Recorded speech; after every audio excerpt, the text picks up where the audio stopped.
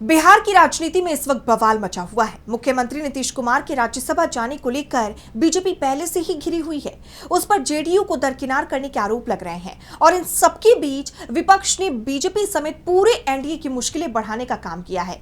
तेजस्वी यादव ने एनडीए पर बीमार को पूरी तरह से बर्बाद करने के आरोप लगाए हैं और कई मोर्चों पर घेराबंदी की है। तो क्या कहा है तेजस्वी ने और क्या है ये पूरी खबर, जानेंगे इस रिपोर्ट में। बिहार की राजनीति में इस वक्त जबरदस्त उबाल देखा जा रहा है। सीएम नीतीश कुमार के राज्यसभा जाने और सीएम पद से उनकी विदाई की खबर को लेकर सियासी हलचल तेज है, जिसके चलते बीजेपी घिरी हुई है। आरोप है कि जिसके नेतृत्व में बिहार चुनाव जीता गया, अब उन्हें ही साइड करने की तैयारी हो रही है। एक तरफ तो बीजेपी इन आरोपों से पहले ही घिरी हुई है, वहीं दूसरी तरफ विपक्ष ने भी इस पर अपने हमले तेज कर दिए हैं। तेजस्वी यादव ने 12 मार्च को बीजेपी समेत पूरे एनडीए को निशाने पर लिया और ताबड़तोड़ हमले किए। उन्होंने सरकार पर बिहार को बर्बाद करने का आरोप लगाया। एक्स पर तेजस्वी ने पोस्ट किया कि बिहार एक अनूठा और अनोखा प्रदेश है, जहां दशकों से एनडीए की डबल इंजन सरकार है।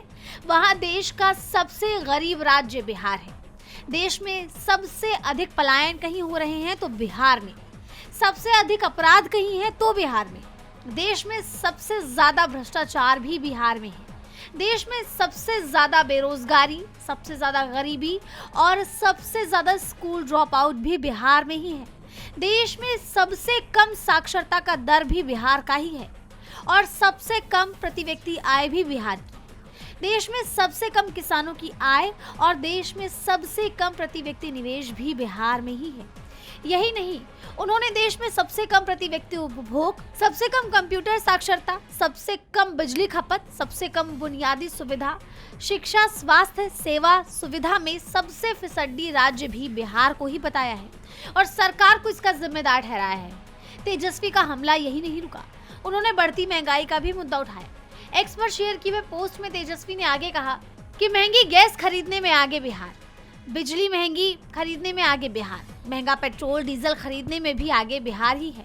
दिल्ली मुंबई से महंगी प्रॉपर्टी और जमीन भी बिहार की है। 21 वर्षों से एनडीए सरकार में बिहार विकास के सभी मानकों, मानदंड और सूचकांक में सबसे फिसड्डी है, लेकिन इन शर्मनाक तथ्यों और रैंकिंग पर किसी की भी कभी कोई जवाबदेही नहीं, बस पलटा पलटी।